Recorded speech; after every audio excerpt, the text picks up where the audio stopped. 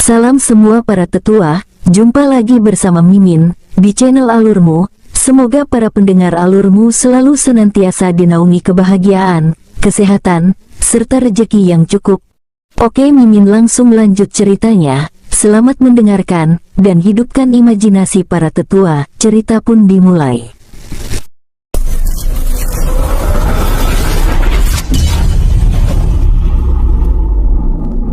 Awas kamu bocah, aku pasti menemukanmu dan akan kumurnikan seluruh tubuhmu menjadi mumi.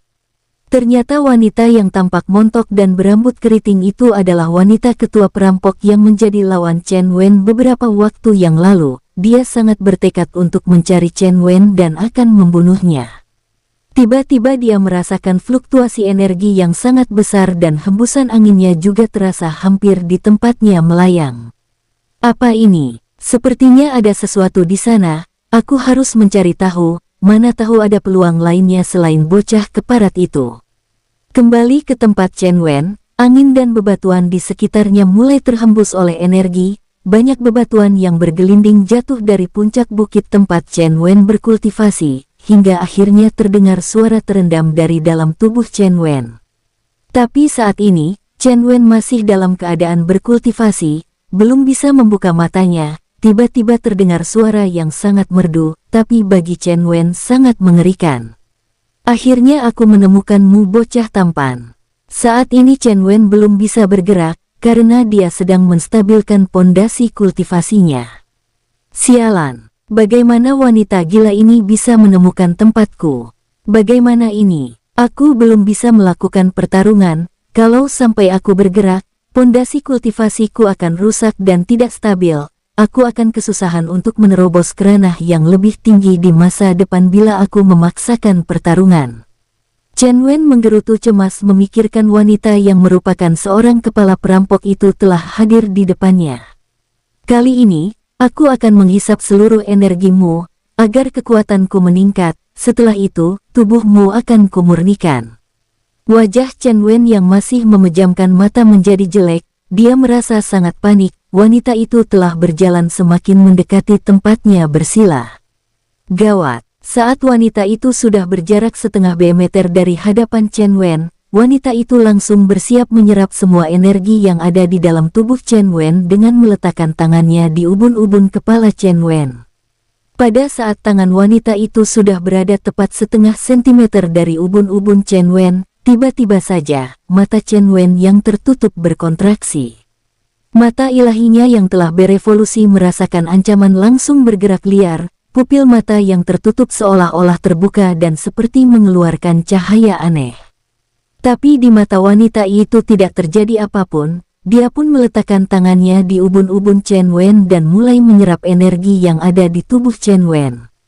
Kenapa tubuh bocah ini hanya mengandung sangat sedikit energi, dan sekarang telah mengering? Saat baru saja wanita ini menyerap energi Chen Wen melalui ubun-ubunnya, hanya setengah detik kemudian, energi yang terkandung dalam tubuh Chen Wen langsung mengering dan tewas tanpa nyawa maupun jiwa keabadian. Dan tubuh Chen Wen juga sepertinya mengempes dan mengering, hingga tampak seperti balon yang kehabisan udara, bahkan energi yang terserap oleh wanita itu tidak ada setetes pun dari seember air, sehingga membuat wanita itu menjadi tertegun. Apa yang terjadi? Kenapa bisa terjadi hal yang sangat aneh? Ternyata pada saat ini, posisi asli Chen Wen telah berpindah sekitar 100 km jauhnya. Sebenarnya, Chen Wen sendiri juga telah mau bergerak menyerang wanita itu, tapi pada saat kritis, tiba-tiba matanya berkontraksi dan membawanya berpindah tempat yang sangat jauh, hingga membuat Chen Wen menjadi tenang dan terus menstabilkan pondasi kultivasinya dengan tenang. Setelah beberapa saat berkonsentrasi penuh menstabilkan pondasinya, Chen Wen akhirnya membuka matanya. Dan tepat saat itu, wanita ketua perampok itu pun merasakan kehadiran Chen Wen segera melesat ke tempat Chen Wen. Ternyata kamu menipuku. Wanita ketua perampok itu langsung mengeluarkan sepasang kapaknya dari cincin penyimpanan dan langsung menyerang Chen Wen. Chen Wen yang saat ini telah menerobos ke tahap 3 dari Kaisar Keabadian yang melihat serangan wanita itu kali ini menyeringai. Chen Wen menggunakan seni bela diri perpindahan bintangnya untuk menghindari serangan wanita itu. Setelah berpindah, Chen Wen langsung mengaktifkan tubuh konstitusi sempurnanya. Tubuh konstitusi sempurna, aktifkan. Kekuatan Chen Wen Langung meningkat setara dengan tahap ke-7 dari Kaisar Keabadian. Seluruh tubuh Chen Wen diselimuti oleh energi yang berbentuk 4 hewan iblis ras penguasa yang sangat besar. Chen Wen langsung menyerang wanita tersebut tanpa berpikir lagi, karena Chen Wen merasa sangat dendam kepada wanita gila itu. Wanita ketua perampok yang merasakan tekanan energi dari serangan Chen Wen menjadi pucat. Kenapa tekanan energinya mampu mainkanku? Keparat, ternyata bocah itu berhasil menerobos ke tahapan yang lebih tinggi. Gawat, aku harus lari, kalau tidak aku pasti mati konyol. Saat melihat serangan Chen Wen semakin dekat, dan wanita itu tidak mampu menghindar, terpaksa dengan sekuat tenaga, wanita itu menyabetkan sepasang kapaknya menyambut cakar naga api Chen Wen. Tampak perisai kapak langit wanita itu tidak mampu menahan serangan Chen Wen hingga menyebabkan perisai tersebut hancur dan membuat wanita tersebut terpental sejauh puluhan kilometer. Tapi pada saat wanita itu terpental, wanita itu pun memanfaatkan momentum terpentalnya dia untuk melarikan diri, biarpun dari sudut mulutnya tampak mengeluarkan darah, tapi wanita itu bertekad untuk melarikan diri sekuat tenaganya. Chen Wen yang melihat hal itu, tidak membiarkan wanita itu melarikan diri, dia pun menghilang dari posisinya. Dan muncul di depan wanita tersebut, hingga membuat wanita itu menggertakkan giginya dan membentak. Bocah, aku menyerah. Tolong lepaskan diriku, ini hanyalah kesalahpahaman. Kamu telah mengejarku sampai sejauh ini, dan kamu bilang ini hanya kesalahpahaman. Kamu pikir aku adalah bocah yang bodoh.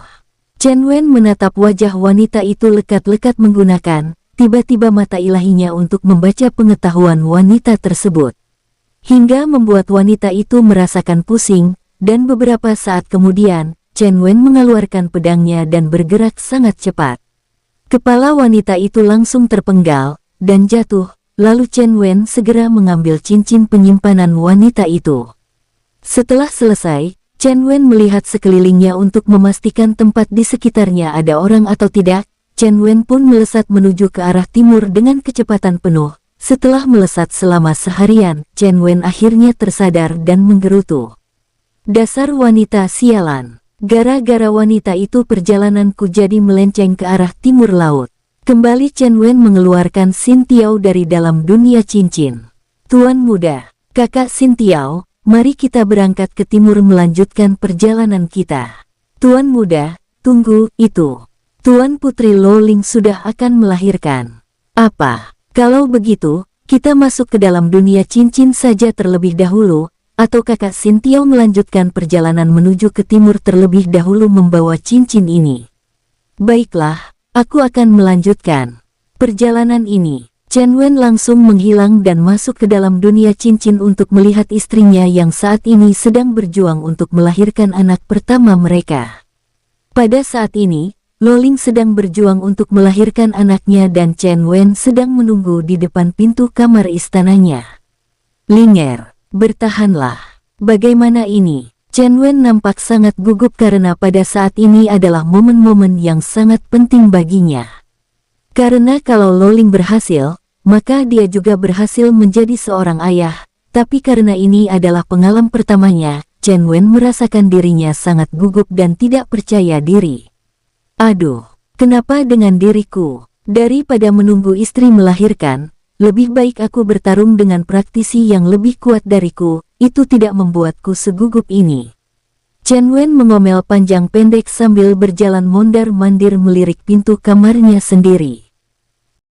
Sementara itu, di dalam kamar, terdapat 6 pelayan wanita yang sedang menemani Lo Ling. Tuan Putri, tekan terus, sedikit lagi. Terdengar suara yang sangat nyaring dari dalam kamar hingga menembus di luar kamar. Suara ini bagaikan suara dentuman dari langit, hingga membuat Chen Wen melompat seakan-akan menghindari serangan musuh terkuat yang pernah dihadapinya. Apakah itu suara anakku? Suaranya sangat nyaring dan kuat, dia pasti akan menjadi praktisi terkuat yang pernah ada. Chen Wen menggosok-gosokkan sepasang tangannya, mau membuka pintu kamarnya sendiri, tapi dia masih ragu. Beberapa saat kemudian, salah satu pelayan yang melayani Lo Ling keluar. Nah, bagaimana kondisi anakku? Bagaimana kondisi Linger? Tuan muda, sabar tuan muda, kedua-duanya dalam keadaan sehat-sehat saja, silahkan tuan muda masuk. Tanpa menjawab lagi, Chen Wen langsung melesat menggunakan kecepatan tercepatnya untuk melihat anak dan istrinya. Pelayan itu yang melihat gerakan Chen Wen sangat terkejut, tapi beberapa detik kemudian, dia pun menggelengkan kepalanya. Kenapa tuan muda terlihat sangat gugup, seakan-akan menghadapi musuh yang sangat kuat saja? Chen Wen yang menggunakan kekuatannya untuk melesat, langsung tiba di hadapan Lo Ling. Dia menatap putranya. Anakku berjenis kelamin lelaki. Biarpun Chen Wen sangat senang dan juga bangga, tapi dia tidak berani menyentuh putranya, takut tangannya menyakiti putranya yang masih merah itu. Dan beberapa pelayan sedang membersihkan tubuh bayi kecil itu, lalu setelah itu memakaikan pakaian bayi kecil itu dan meletakkan di samping tubuh Lo Ling, agar bayi itu dapat meminum ASI dari ibunya. Sedangkan Lo Ling Ang melihat tingkah suaminya hanya bisa tersenyum bahagia, lalu berkata, "Kakak Wen, kamu tenanglah, kamu kelihatannya sangat gugup dan letih." Linger, terima kasih istriku, kamu telah memberikan seorang putra yang sangat montok dan sehat. Kak Wen, sebaiknya kamu beristirahatlah di sini, kamu terlihat sangat kecapean, dan aku juga sangat lelah, aku ingin beristirahat. Baiklah, kamu beristirahatlah. Aku masih belum puas memandangi putra kita. Lo Ling yang memang sangat lelah, langsung tertidur dengan nyenyak, sedangkan Chen Wen terus-menerus memandangi putranya yang tidur di samping istrinya dan sedang menyedot boba milik istrinya.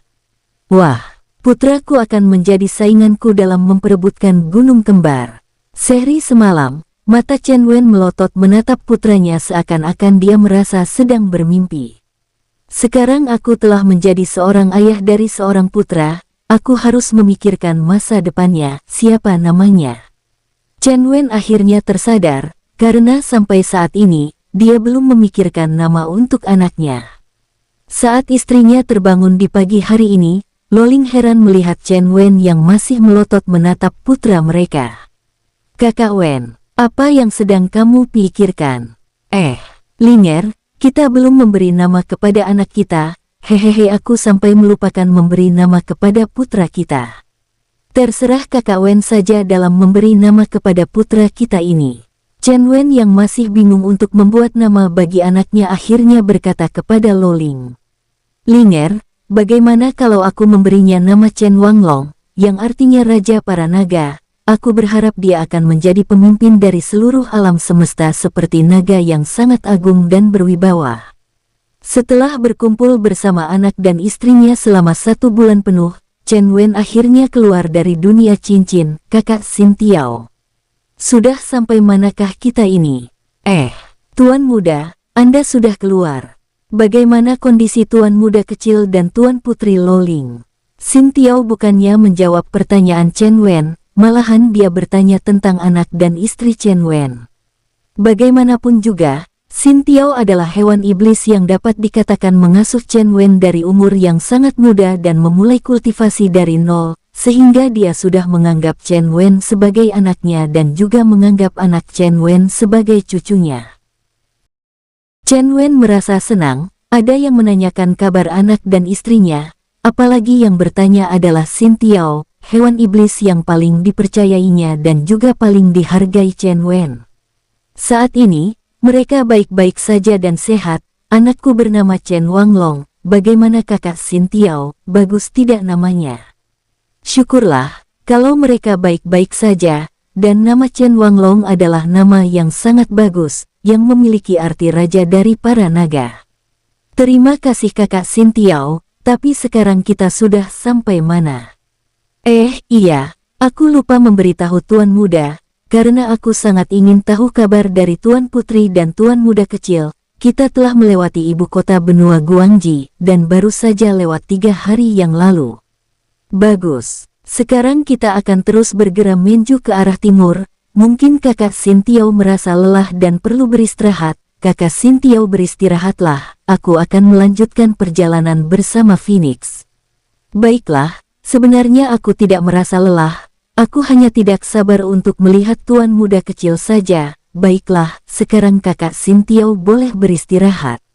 Setelah Xintiao memasuki dunia cincin, Phoenix yang berada di dunia jiwa langsung keluar, salam untuk tuan muda. Yah, sekarang mari kamu antar aku melanjutkan perjalanan menuju ke timur. Baik tuan muda. Phoenix yang tadinya berwujud wanita anggun lalu berubah menjadi burung Phoenix yang sangat besar dan sangat anggun serta terasa sangat agung. Chen Wen segera melompat ke punggung Phoenix dan mereka melesat dengan kecepatan penuh menuju ke timur. Setelah menjalani perjalanan selama hampir 2 bulan, akhirnya mereka turun dari langit, karena dari atas langit, keduanya melihat ada kota di depan mereka sejauh beberapa puluh kilometer lagi. Saat ini waktu menunjukkan tepat siang hari, jadi terik panas matahari juga lumayan panas, bagi Chen Wen dan Phoenix memang tidak ada masalah sedikitpun. Phoenix, kita turun di sini saja, dan kamu bisa beristirahat di dalam dunia jiwa. Aku akan membawa salah satu orang lainnya untuk menemaniku memasuki kota terakhir tersebut. Kota terakhir yang merupakan kota yang dulunya sangat amat ramai, tapi sekarang, biarpun tidak seramai beberapa ribu tahun yang lalu, namun kota ini tetaplah kota yang sangat ramai. Kota ini bernama Kota Dermaga, karena kota ini langsung berbatasan dengan lautan samudra yang sangat luas. Kota ini merupakan kota terbesar kedua setelah pusat kota benua Guangji, tapi beberapa ribu tahun yang lalu, kota dermaga ini jauh lebih ramai dibandingkan dengan pusat kota benua Guangji, karena kota ini dulunya merupakan tempat kedatangan para pendatang yang datang dari benua besar. Bahkan di kota dermaga ini masih terdapat sisa-sisa dari portal teleportasi jarak jauh yang sudah rusak parah. Chen Wen memasukkan Phoenix, kemudian berjalan masuk ke dalam kota dermaga sendirian, lalu menjalani pemeriksaan di pintu gerbang kota. Setelah selesai semuanya, Chen Wen mencari tempat yang sepi, lalu mengeluarkan Xiao Kai dari dunia cincin. Tuan muda, kita di mana ini? Saat ini kita berada di kota dermaga. Chen Wen tahu nama kota ini melalui informasi yang dibelinya dulu di kota Yangho, apalagi di atas pintu gerbang kota tadi. Chen Wen juga melihat nama kota dermaga di atas pintu gerbang tersebut. Kota ini sangat besar dan luas, baguslah. Xiao Kai seperti anak kecil yang kesenangan karena mendapatkan permen dari orang tuanya. Dia berjalan sambil melompat-lompat kecil di samping Chen Wen.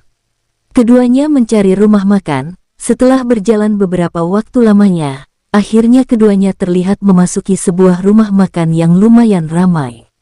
Keduanya duduk di ujung dalam ruangan rumah makan. Tuan muda, mau makan apa? Terdengar seorang pelayan bertanya kepada Chen Wen, lalu Chen Wen menatap Xiao Kai. Xiao Kai, kamu mau makan apa? Aku memesan makanan paling istimewa di rumah makan ini 4 porsi. Mendengar kata-kata Xiao Kai, pelayan itu agak terkejut, tapi Chen Wen hanya menggelengkan kepalanya saja. Baik tuan muda. Aku akan membawa pesanan kalian. Memang bagi Chen Wen dan Xiao Kai, makan bukanlah lagi merupakan kewajiban. Mereka sanggup tidak makan sampai 1 tahun penuh dan tidak akan pernah merasakan kelaparan. Karena bagi seorang praktisi kultivator yang telah memiliki ranah keabadian sejati, mereka sudah tidak akan bisa merasa lapar. Mereka hanya perlu menyerap energi langit dan bumi untuk mengembalikan kebugaran tubuh fisik mereka. Namun sebagai makhluk hidup, mereka juga perlu memanjakan lidah mereka dan memakan makanan dengan wajar. Sambil menunggu pesanan mereka, Chen Wen mengedarkan persepsi jiwanya untuk melihat semua pengunjung rumah makan ini, dan tiba-tiba Chen Wen mengerutkan dahinya, lalu dalam hatinya bergumam. Bukanlah kedua orang ini berasal dari keluarga Lin yang pernah bertemu denganku di kota Silong beberapa bulan yang lalu. Sepertinya mereka gagal meminta bantuan di pusat kota benua Guangji ini, terlihat dari wajah kedua orang ini yang tampak sangat muram. Yah, apa yang dikatakan Chen Wen adalah benar, kedua orang yang duduk di dekat dinding rumah makan itu dan lumayan jauh jaraknya dari Chen Wen berasal dari klan Lin. Mereka adalah klan penjaga segel formasi yang sangat rahasia. Saat Chen Wen melihat keduanya, Chen Wen menjadi tertarik dengan apa yang mereka jaga, dan kenapa beberapa bulan yang lalu mereka pergi ke kota Silong. Itulah pertanyaan dalam hati Chen Wen. Chen Wen mempertajam pendengarannya, dan dia tidak menggubris pertanyaan apapun dari Xiao Kai, seakan-akan tidak mendengarnya. Kakak, sekarang, apa yang bisa kita lakukan lagi? Penguasa benua Guangji juga menganggap kita hanya bercanda dengan tugas kita sebagai klan penjaga. Kita hanya bisa pasrah, bila waktunya tiba, maka seluruh penghuni alam 4000 besar juga akan merasakannya, dan kita sebagai klan penjaga juga tidak bisa disalahkan karena tidak ada seorang pun yang percaya dengan klan penjaga kita. Chen Wen yang mendengarkan percakapan dari kedua orang itu semakin tertarik dan penasaran. Sebenarnya, apa yang mereka jaga dan juga lindungi? Kenapa mereka meminta bantuan sampai di ujung benua Guangji? Chen Wen termenung memikirkan percakapan kedua orang itu. Sementara itu, Xiao Kai yang selalu ngomong menjadi heran, karena Chen Wen seakan-akan tidak mendengar apa yang diucapkannya dan Chen Wen seperti sedang melamun.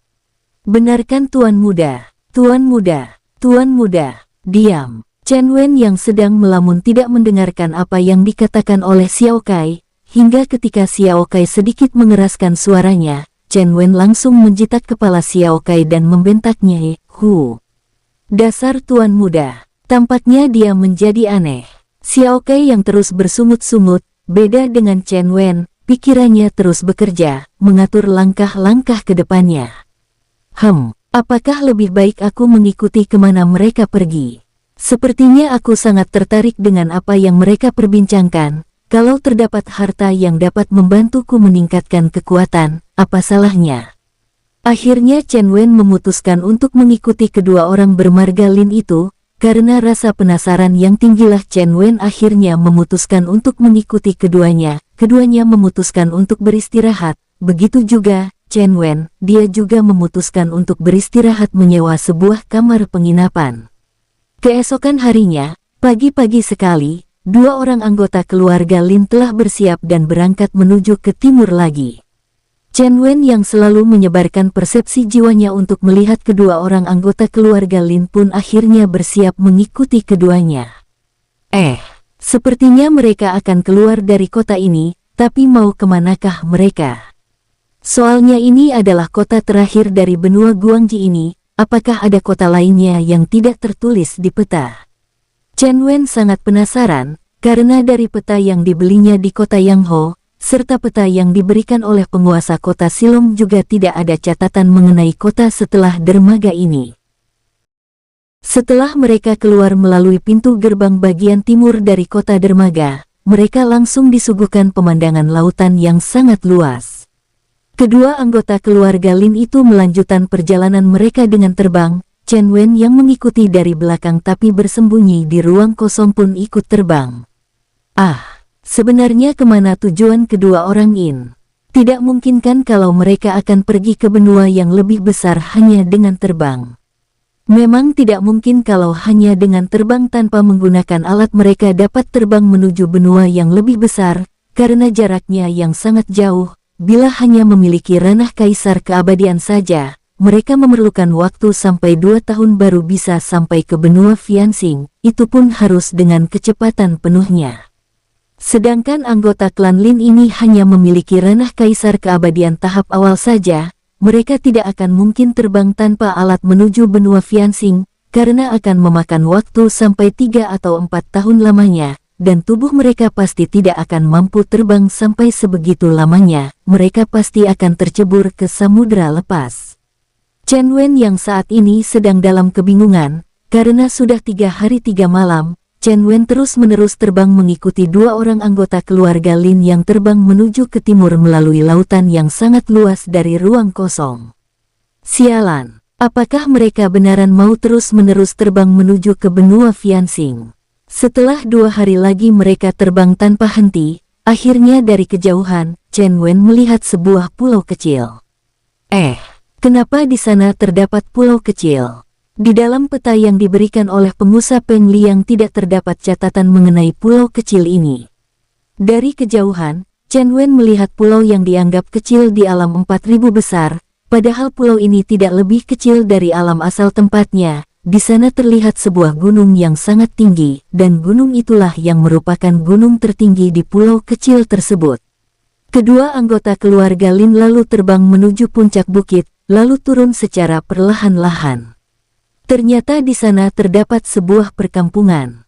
Chen Wen yang dapat merasakan aura dari puncak gunung itu sangat kuat, lalu membuat formasi ilusi yang berlapis. Bukan dia takut, tapi dia perlu berjaga-jaga, karena dari aura yang terpancar dari puncak gunung itu, Chen Wen dapat merasakan ancaman yang sangat mengerikan. Dia dapat menaksir kekuatan yang diiliki oleh aura tersebut sudah pasti di atas ranah kaisar keabadian. Chen Wen tidak akan mampu bersaing dengan kekuatan mengerikan seperti itu, dan di pulau kecil ini juga terdapat energi spiritual yang jauh lebih kaya dari benua Guangji. Bagaimana pulau ini bisa memiliki energi spiritual yang sangat padat? Chen Wen belum berani memasuki pulau kecil itu, biarpun dia telah melapisi dirinya dengan formasi ilusi rangkap 5, tapi tetap saja, hatinya merasa terancam, jadi untuk berjaga-jaga, dia tidak berani langsung memasuki pulau tersebut. Chen Wen mengaktifkan mata ilahinya dan melihat kedalaman gunung yang berada di tengah-tengah pulau kecil. Sungguh sebuah gunung yang sangat misterius, ternyata mereka memiliki 5 sosok yang telah memiliki ranah di atas kaisar keabadian. Ini bukan masalah yang sepele, tapi kalau mereka saja memiliki kekuatan yang sangat kuat, kenapa mereka mesti meminta bantuan sampai di ujung benua Guangji? Apakah mereka tidak mampu mengatasi permasalahan mereka sendiri? Saat mengaktifkan mata ilahinya, Chen Wen dapat melihat ada sebuah dunia independen yang berada di dalam perut gunung tersebut, tapi tertutupi oleh beberapa formasi ilusi. Bagi mata ilahi Chen Wen, semua formasi ilusi menjadi hilang, dan semuanya terpampang secara jelas dan nyata di depan matanya. Chen Wen menghirup nafas dengan kasar dan membuangnya dengan kasar pula. Dia tidak habis pikir dengan apa yang dilakukan oleh kedua anggota klan Lin itu. Sementara itu, di dalam gunung raksasa, tepatnya di puncak gunung, terdapat sebuah terowongan memasuki perut gunung. Dua anggota klan Lin itu pun memasuki terowongan tersebut yang dijaga oleh beberapa mekanisme penjaga serta beberapa formasi, tapi karena kedua anggota klan Lin itu menggunakan sebuah token untuk menonaktifkan mekanisme dan formasi penjagaan, keduanya masuk dengan sangat gampang. Setelah memasuki terowongan yang tidak terlalu panjang, keduanya pun keluar dan di sana terlihat pemandangan yang sangat berlainan. Pemandangan itu seperti sebuah tempat yang sangat luas, dan terlihat seperti kota yang ramai. Keduanya pergi menuju sebuah rumah yang paling besar dan memasukinya. Mereka menuju ruang aula di rumah itu dan ternyata di sana telah menunggu beberapa petinggi klan Lin. Lin Jing, Lin Kui, apakah kalian telah bertemu dengan patriark klan Qing? Klan Qing adalah klan penjaga di lautan tanpa batas yang letaknya di ujung benua Guangji. Patriark dan para tetua, salam dari junior, kami telah bertemu dengan patriark klan Qing untuk meminta bantuan, tapi mereka menolak memberikan bantuan kepada kita. Mendengar laporan tersebut, para tetua serta patriark klan Lin saling padang dengan wajah jelek, lalu patriark klan Lin berkata, "Sudah kuduga, mereka pasti akan menolak permintaan kita. Tapi patriark, bukankah status mereka juga sama seperti klan kita sebagai klan penjaga? Kenapa mereka menolak membantu kita? Memang klan mereka dan klan Lin kita sama-sama sebagai klan penjaga, tapi klan Qing hanya menjaga lautan tanpa batas yang sangat jarang didatangi oleh makhluk lain selain hewan iblis lautan lepas, sedangkan kita memiliki tugas lebih berat, yaitu menjaga segel formasi yang menyegel para dewa iblis. Karena itu, dulu sumber daya kita jauh lebih banyak dari klan Qing, sehingga membuat klan Qing menjadi iri terhadap klan Lin kita. Tapi mereka tidak tahu, kalau tugas menjaga segel formasi jauh lebih berat dibandingkan dengan menjaga lautan lepas. Klan Lin kita diberikan sumber daya yang sangat banyak juga untuk terus-menerus menambal segel formasi, hingga saat ini menjadikan klan Lin kita menjadi sangat miskin karena kehabisan sumber daya untuk menambal segel formasi secara terus-menerus." Semua tetua yang mendengar penjelasan dari patriark mereka, akhirnya terdiam dan menundukkan kepala mereka. Tiba-tiba terdengar suara dari belakang rumah besar tersebut melalui transmisi suara di dalam aula pertemuan. Sepertinya ada tamu yang datang. Lin Jing, Lin Kui, apakah kalian membawa orang lain ke klan kita? Semua orang yang ada di dalam aula segera memberi hormat kepada suara tanpa wujud tersebut, tidak terkecuali Patriark klan Lin On memberikan hormat. Hormat kami kepada leluhur. Baiklah, hormat kalian telah kuterima. Sekarang Lin Jing dan Lin Kui, jawablah pertanyaanku. Lapor leluhur, kami tidak membawa siapapun ikut bersama kami, bahkan kami sangat berhati-hati saat kembali ke klan. Mendengar jawaban dari Lin Kui, leluhur klan Lin yang belum tampak wujudnya terdiam sejenak, lalu kembali terdengar suaranya. Aku dapat merasakan aura seseorang di atas puncak gunung Lin, dan dari auranya tidak terdapat aura jahat. Coba kalian undang orang yang sedang bersembunyi di balik formasi ilusi tersebut, mungkin dia bisa membantu kesulitan klan Lin kita. Patriark yang mendengar perintah dari leluhur klan Lin lalu menjawab sambil memberi hormat. Baik leluhur, aku akan memerintahkan salah satu tetua untuk mengundang orang yang datang itu. Pada saat leluhur klan Lin memerintahkan para tetua klan Lin yang sedang berkumpul di aula pertemuan, di saat itu, Chen Wen masih menatap ke sana kemari.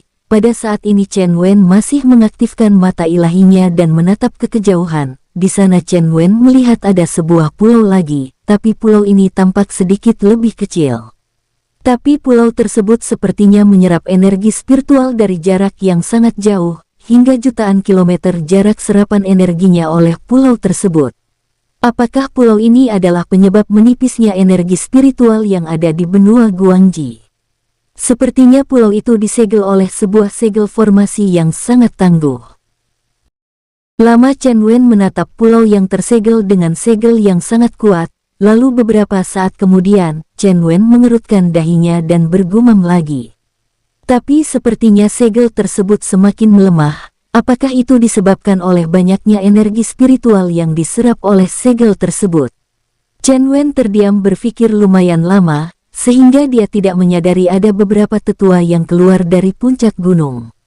Para tetua yang diutus ada 3 orang, mereka langsung melayang ke langit, mata mereka berputar sekeliling langit itu. Para tetua itu seakan-akan sedang mencari sesuatu, tapi sesuatu itu belum ditemukan oleh mereka. Sepertinya tadi leluhur tidak mengatakan di mana posisi tamu yang mendatangi tempat kita, apakah kalian ada yang tahu? Terdengar salah satu tetua yang melayang di sebelah tengah, padahal posisi mereka sudah sangat dekat dengan posisi Chen Wen yang sedang bersembunyi di balik lipatan ruang kosong. Karena posisi mereka yang sangat dekat, akhirnya membuat Chen Wen yang sedang termenung akhirnya menjadi tersadarkan. Ngapain mereka bertiga di sini? Apa yang sedang mereka cari? Chen Wen awalnya ikut melihat sekeliling lipatan ruang kosong untuk mencari sesuatu yang para tetua itu cari. Tapi saat salah satu tetua itu mengatakan adanya tamu yang datang, membuat Chen Wen menjadi sangat waspada. Apakah ada tamu yang datang, hingga aku pun tidak menyadarinya. Chen Wen yang awalnya sudah tidak mengaktifkan mata ilahinya, sekali lagi terpaksa mengaktifkannya lagi dan melihat sekelilingnya. Tidak ada seorang pun yang bersembunyi di lipatan ruang kosong ini. Apakah ada praktisi yang sangat kuat, hingga mampu bersembunyi dari mata ulahiku? Tapi tiba-tiba terdengar suara sahutan dari salah satu tetua yang mencari tamu itu. Sepertinya leluhur tidak mengatakan di mana posisi tamu itu, tapi leluhur hanya mengatakan bahwa tamu itu datang karena mengikuti Lin Jing dan Lin Kui ke klan kita. Mendengar apa yang mereka perbincangkan, akhirnya Chen Wen sedikit dapat menebak siapa yang mereka cari, tapi karena untuk memastikan apa yang mereka cari, Chen Wen belum berani keluar dari tempat persembunyiannya. Apakah Lin Jing dan Lin Kui itu adalah orang yang kuikuti? Atau jangan-jangan, masih ada orang lain yang datang? Chen Wen masih tidak berani menampakkan dirinya, sampai beberapa waktu lamanya, akhirnya dari puncak gunung tersebut, melesat sesosok pria tua berjubah putih melesat mendekati ketiga tetua dan Chen Wen, salam kepada leluhur. 3 tetua itu memberi salam kepada leluhur yang datang, yang ternyata dia adalah leluhur klan Lin. Pria tua itu lalu menatap ke arah Chen Wen, kemudian tersenyum ramah dan berkata, "Sahabat muda, apakah Anda masih ingin bersembunyi di sana?" Chen Wen sangat terkejut melihat leluhur klan Lin itu mengetahui tempat persembunyiannya, yang sudah dilapisi oleh 5 formasi ilusi.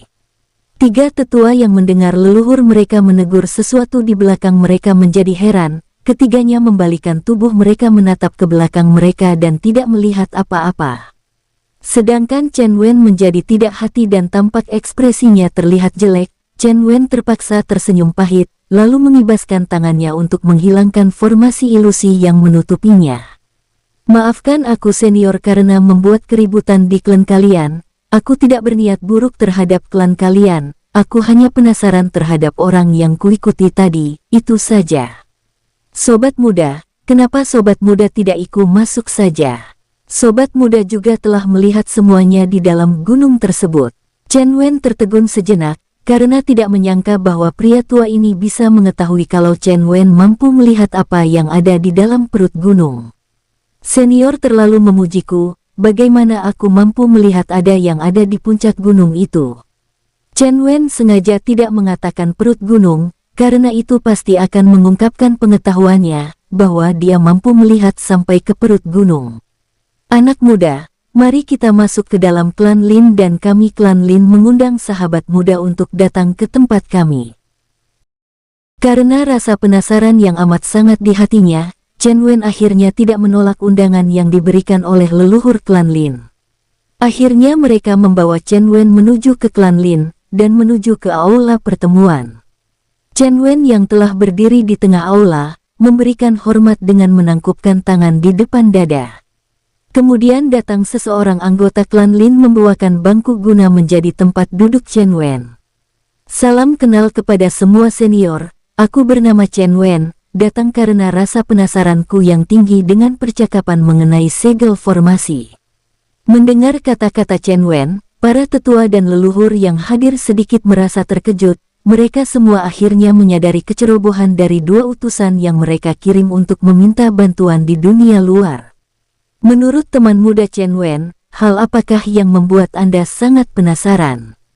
"Kebetulan, aku mengerti sedikit tentang formasi dan segel, lalu aku juga mendengar percakapan kedua senior di rumah makan yang menceritakan bila segel formasi hancur, maka itu akan mempengaruhi alam 4000 besar ini."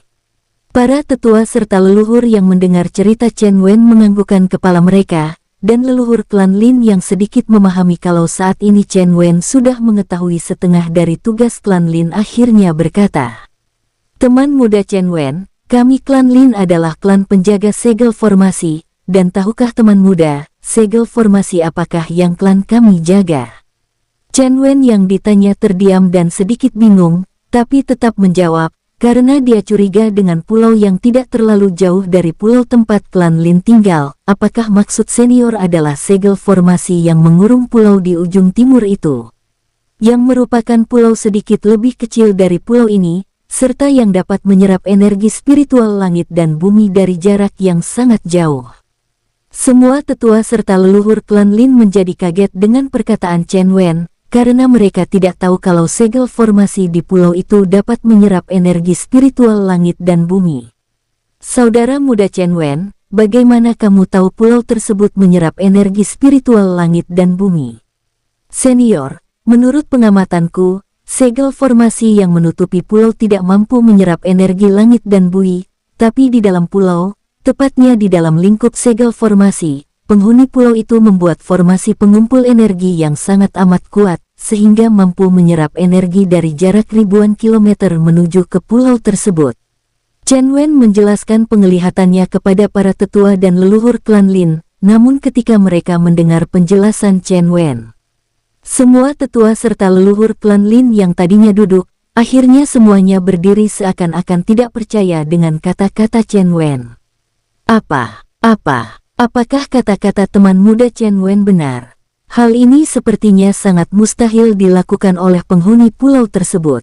Chen Wen yang melihat keterkejutan dan ketidakpercayaan semua orang akhirnya hanya bisa tersenyum masam, lalu kembali berkata, "Apakah yang para senior maksud, kalian adalah klan penjaga adalah menjaga segel formasi di pulau tersebut. Akhirnya leluhur klan Lin tersadar dulu dan segera menjawab pertanyaan Chen Wen. Leluhur klan Lin mulai sedikit percaya dengan kemampuan Chen Wen. Setelah perkataan Chen Wen, leluhur klan Lin memiliki perhitungannya sendiri dan prediksi di dalam hatinya terhadap kemampuan Chen Wen. Teman muda Chen Wen, apa yang teman muda katakan adalah benar. Pulau itu kami sebut sebagai Pulau Penjara Dewa Iblis, karena para penghuni pulau itu telah disegel oleh seorang penguasa terkuat zaman purba. Namun saat ini, segel formasi semakin lemah, dan untuk memperkuat segel tersebut, kami telah menghabiskan banyak sumber daya milik klan Lin, tapi tetap saja, sampai sumber daya klan Lin kami habis pun, segel tersebut tetap melemah. Mendengar itu, Chen Wen menganggukkan kepalanya dan berpikir sebentar. Kemudian dia berkata dengan tenang. Bersambung, sampai ketemu di episode selanjutnya. Semoga kalian semua selalu terhibur, dan terima kasih.